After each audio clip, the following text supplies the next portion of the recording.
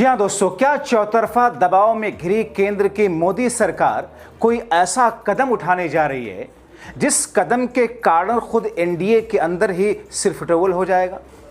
क्या नायडू के दबाव के आगे पीएम मोदी शाह का इस्तीफा लेने पर मजबूर हो जाएंगे?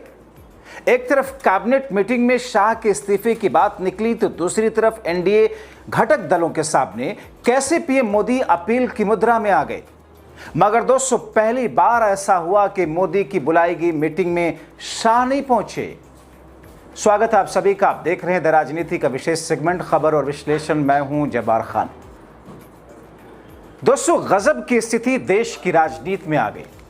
वो भाजपा जिसने कभी झुकना नहीं सीखा, 2014 के बाद से मोदी शाह की भाजपा ने कैसे अब न सिर्फ झुक रही है बल्कि शाह के इस्तीफे की बात तक मुद्दा उठना कैबिनेट मीटिंग में भले ही किसी भी नजरिए से हो, ये इस सरकार के लिए शायद पहली बार हुआ है। कैसे हालात से दो चार है ये सरकार। दोस्तों, जैसा कि मैंने अपने पिछले शो में आपको दिखाया था कि 30 सांसदों के छिटकने की खबर है। ऐसे में शाह का प्लान फेल हो चुका है। मगर 4 अगस्त खत्म होते होते यह आंकड़ा बढ़कर के 41 तक आ गया। मतलब 41 सांसदों के इकट्ठा होने की जो बात दरबारी मीडिया चला रहा था, वो 4 अगस्त आते आते खुश होता नजर आया। दोस्तों, बिहार और मध्य प्रदेश के दतिया में जिस तरीके से भाजपा को धूल चटाया लोगों ने, वो आपने देखा। मगर राजस्थान से जो तस्वीरें सामने आई, उसने भाजपा को बैकफुट पर डाल दिया। इसीलिए भाजपा के सहयोगी पार्टियां अब शाह के इशारे पर नाचने को तैयार नहीं और हालात अब शाह के इस्तीफे तक पहुंच चुके हैं। दोस्तों, बात सिर्फ शाह के इस्तीफे तक पहुंचने की नहीं है, अब तो उसके आगे की बात आ गई। और इन्हीं हालात में अब बीजेपी के सहयोगी भाजपा को पहली बार आंखें दिखाने की हिम्मत ही नहीं कर रहे, बल्कि सीधे सीधे अपनी वो शर्तें मनवानी शुरू कर रहे हैं जो अभी तक उनकी हिम्मत नहीं थी। दोस्तों, बड़ा दिलचस्प मोड़ आ चुका है देश की राजनीति में और बड़े अहम मोड़ पर सरकार है जिसमें वो बुरी तरह फंसी है। आपको अंदर की बातें बताते हैं कि कैसे और कौन कौन सांसद छिटक रहे हैं, नायडू का क्या दबाव है। उससे पहले आपको कुछ तस्वीरें और कुछ वीडियो दिखाता हूं। अंधभक्तों की हलक सूख जाएगी और भारतीय जनता पार्टी की तो छोड़िए। आप देखिए इन तस्वीरों को। राजस्थान में सवर्ण जमात के सवर्ण समाज के खिलाफ किस तरीके से भारतीय जनता पार्टी की पुलिस ने लाठियां भजवाई हैं। सोशल मीडिया पर यह तस्वीरें इस वक्त जमकर वायरल हो रही हैं, जिसमें सवर्ण क्लास और कर्णी सेना ने भाजपा को वोट ना देने की शपथ इलाके के लोगों को इकट्ठा करके दिलवाई है। भाजपा को हरवाने के लिए कसम खाई है। दोस्तों, ये छोटी बात नहीं है। दोस्तों, इन तस्वीरों को देखें। ये तो जंतर मंतर पर छात्रों के खिलाफ शाह की पुलिस की बर्बरता की याद दिलाती हैं।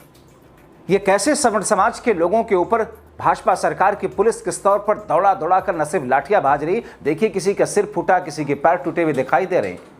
और इसीलिए दोस्तों, इन्हीं तस्वीरों से विचलित होकर के सवर्ण क्लास के लोग भाजपा से दूरी न सिर्फ बना रहे हैं, बल्कि हालात ऐसे हो गए कि सवर्ण समाज ने बाकायदा शपथ लिया है कि अब भाजपा को वोट नहीं देना है, भाजपा को हराना है। शपथ लेते हैं प्रभु श्री राम की, प्रभु परशुराम भगवान की, परशुराम भगवान की, अग्रसेन भगवान की, चित्रगुप्त भगवान की।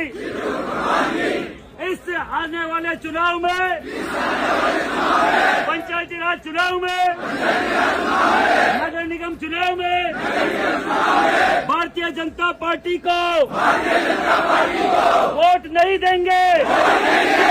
हम कसम खाते हैं भगवान की। पक्का है क्या? उनकी कोई रैली में भी नहीं जाएंगे। और जो हमारे राजनीतिक नेता जो हमारे पास दिए, उनका भी विरोध करेंगे।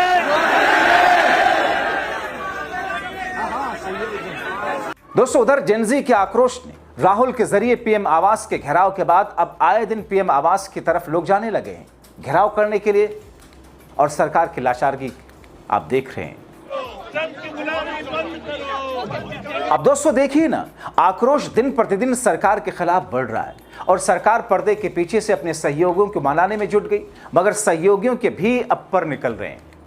परिसीमन के लिए लोकसभा में 360 सांसद चाहिए थे, क्योंकि इस बीच में आप देख रहे हैं कि परिसीमन वाली बात सरकार भूल चुकी है। या फिर दरबारी मीडिया में भी नहीं चला रहा। अब दोस्तों, किस तौर पर आंकड़ा एनडीए का 319 पर अटक गया है? चाहिए कितने? 360। अब इस आंकड़े को समझिए दोस्तों कि किस तौर पर 293 सांसद एनडीए के पास थे, 240 बीजेपी के प्लस मिलाकर 293 एनडीए के, जिसमें टीएमसी और उद्धव ठाकरे की पार्टी को तोड़ करके टीएमसी से 20, उद्धव ठाकरे की पार्टी से 6 सांसद तोड़ करके 26 हुए। 293 में 26 को आप जोड़ेंगे तो संख्या होती है 319 की। इसी तरह राज्यसभा में भी हालत पतली है। एनडीए के पास थे 106 सांसद, 7 सांसद टूट करके आए, मिला करके हो गए 117 और चाहिए 164 सांसद। मतलब सरकार चाहकर भी जो अपनी सारी गुणा गणित के बीच में बड़े मंद मंद मुस्कुरा रही थी कि साहब डीएमके की, स्टालिन की पार्टी के 22 सांसद हमारे सपोर्ट में आ जाएंगे, चाहे वॉकआउट कर देंगे या वोट कर देंगे। इसी तरीके से शरद पवार की पार्टी के, एनसीपी शरद पवार की पार्टी के सांसद हमारे साथ में 8 आ जाएंगे, सपोर्ट कर देंगे या वॉकआउट करके हमारी मदद कर देंगे। वो सब कुछ साइड में चला गया। मतलब शाह के सारी गणित का सारा गणित धराशायी। अब तो सहयोगी भी आंखें दिखा रहे हैं। तो फिर आगे होगा क्या? कैसे बचाएगी सरकार अपने साख? सबसे बड़ा सवाल कि शाह का क्या होगा, क्योंकि शाह और मोदी दोनों के चारों तरफ मोटा घेरा है। देश में आपने देखा ना, इथेनॉल भर भर करके पेट्रोल में किस तौर पर सरकार बिछवा रही है। सरकार के खिलाफ जब पीएम आवास के घेराव के लिए राहुल गांधी पहले निकले और उसके बाद में किस तौर पर अब 4 जुलाई को भी एक और घेराव हुआ। क्योंकि दोस्तों, देश के मिडिल क्लास के लोग, आम लोग, अब मोटरसाइकिल तो एक ऐसी चीज़ है जो कि middle class, lower middle class और गरीब आदमी भी वक्त ज़रूरत के लिए ले लेता है। सारी जमा पूंजी इकट्ठा करके मगर सरकार के ज़रिए जेब काटने का तरीका बनाया गया। 20% एथेनॉल मिला करके इंजन ख़राब हो रहे हैं, माइलेज घट रहा है, गाड़ियों की तो हालत आप देख ही रहे हैं, 4 व्हीलर की। ऐसे में दोस्तों 2,33,000 पीड़ितों ने चिट्ठियां लिखी प्रधानमंत्री मोदी को और सरकार को घेरने के लिए पीएम आवास की तरफ कूच कर दी। उससे पहले क्या कुछ कहा गया सरकार के घेराव, प्रधानमंत्री आवास के घेराव के वक्त क्या कहा गया, सुनिए जरा। दोस्तों, ट्रंप के दबाव में मोदी जी अमेरिका से इथेनॉल खरीद रहे हैं। अमेरिका दुनिया का सबसे बड़ा इथेनॉल बनाने वाला देश है, लेकिन उनके देश में खपत नहीं है। जो इथेनॉल बनता है वो एक तरह से कूड़े में चला जाता है। तो ट्रंप ने दबाव डाला है मोदी जी के ऊपर कि आप अमेरिका का इथेनॉल खरीदिए। तो ट्रंप के सामने मोदी जी की चलती नहीं है। तो इस साल $2.5 बिलियन का 1 billion litre ethanol, 5 billion litre ethanol America से खरीदने की तैयारी है और वो सारा आपकी गाड़ियों में ठूसा जाएगा। तो ट्रंप की गुलामी की वजह से आज हमारी 30 करोड़ के करीब गाड़ियां हैं, लगभग 22 करोड़ तो 2 व्हीलर हैं, 8 करोड़ कार हैं जो इथेनॉल इस्तेमाल नहीं कर सकती, लेकिन उनमें इथेनॉल का पेट्रोल जबरदस्ती डाला जा रहा है। अभी हम सब लोग जा रहे हैं प्रधानमंत्री जी से मिलने के लिए, उनको बताने के लिए कि आप ये सब मत कीजिए। बाहर 100 के करीब लोग खड़े हैं जो विक्टिम्स हैं, जिनकी गाड़ियां खराब हो गई हैं और जिनकी माइलेज खराब है, वो भी हमारे साथ जा रहे हैं। 2,33,238 लोगों ने चिट्ठियां लिखी हैं प्रधानमंत्री को, वो चिट्ठियां सौंपने के लिए जा रहे हैं। तो मेरे साथ सौरभ भारद्वाज हैं, आ रहे हैं प्रधानमंत्री जी, चाय भी पियेंगे। मनीष सिसोदिया जी हैं, प्रधानमंत्री जी मिलेंगे, देश के लोगों की आवाज को सुनेंगे वो।